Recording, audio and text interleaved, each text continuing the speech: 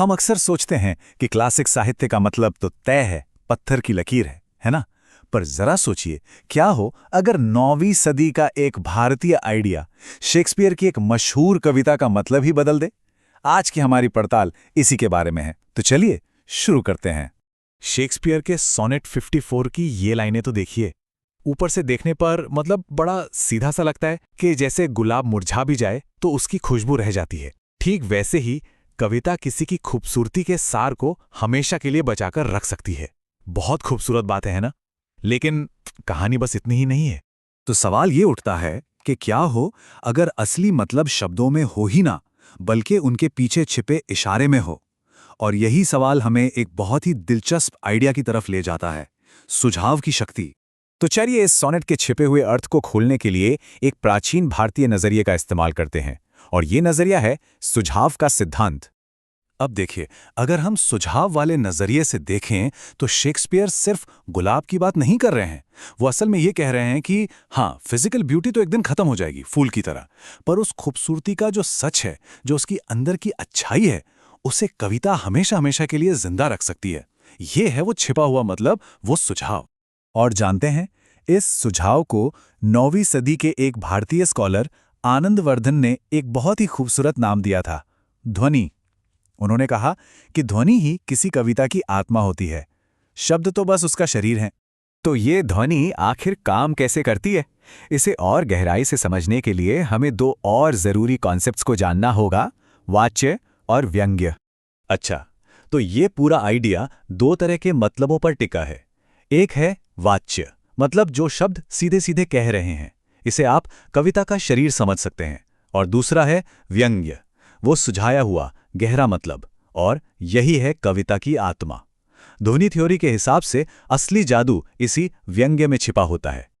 और जब ये ध्वनि काम करती है, मतलब जब हमें वो छिपा हुआ अर्थ महसूस होता है, तो उससे एक और चीज पैदा होती है, रस। रस मतलब वो इमोशनल फीलिंग, वो खास मूड जो कोई आर्ट हमारे अंदर जगाती है। ये सिर्फ दिमाग से समझने की नहीं, दिल से महसूस करने की बात है। और कमाल की बात यह है कि भारतीय फिलॉसफी ने 9 तरह के खास रस या इमोशंस बताए हैं।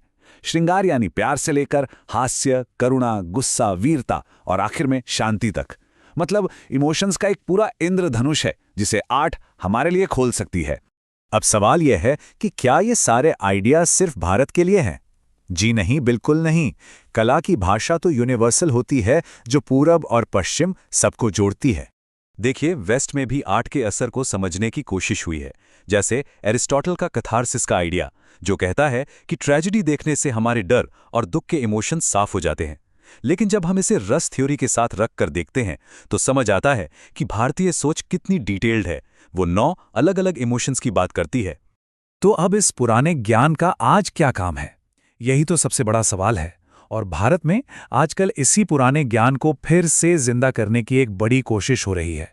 ये कोशिश हो रही है भारत की नेशनल एजुकेशन पॉलिसी 2020 के जरिए। इसके तहत इंडियन नॉलेज सिस्टम यानी IKS को एजुकेशन का हिस्सा बनाने पर बहुत जोर दिया जा रहा है। आज हम जो बात कर रहे हैं वो इसी बड़ी कोशिश का एक छोटा सा उदाहरण है। और ऐसा करने के पीछे मकसद भी बड़े साफ हैं।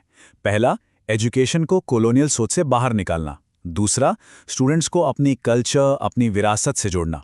और तीसरा, एक ऐसा करिकुलम बनाना जो सिर्फ वेस्टर्न मॉडल की नकल ना हो, बल्कि ज्यादा बैलेंस्ड और रेलेवेंट हो। तो ये IKS बेस्ड लर्निंग काम कैसे करती है? ये असल में 3 चीजों को मिलाती है, कंटेम्पलेशन यानी सोचना विचारना, डायलॉग यानी बातचीत, और रिफ्लेक्शन यानी मनन। इन सब से मिलकर भाषा को सीखने समझने का तरीका और भी बेहतर हो जाता है। इसे और आसान तरीके से समझें तो जब इंडियन पोएटिक्स और एथिक्स जैसे ट्रेडिशनल सब्जेक्ट्स को मॉडर्न इंग्लिश की पढ़ाई के साथ जोड़ा जाता है, तो जो नया करिकुलम बनता है वो ज्यादा एडवांस्ड और कल्चर से जुड़ा हुआ महसूस होता है। तो सवाल ये है कि इस सब से क्या वाकई कोई फर्क पड़ता है? चलिए इस पूरी अप्रोच के असर और इसके भविष्य पर बात करते हैं।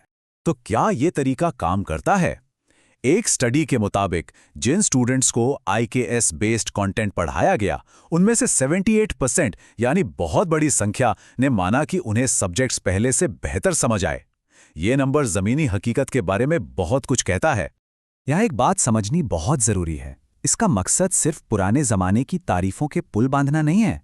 असली गोल तो ये है कि उस पुरानी समझ का इस्तेमाल करके आज के लिए क्रिटिकल थिंकर्स तैयार किए जाएं, जो कल्चरली अवेयर भी हों। हाँ, लेकिन ये रास्ता आसान नहीं है। इसमें कई मुश्किलें भी हैं।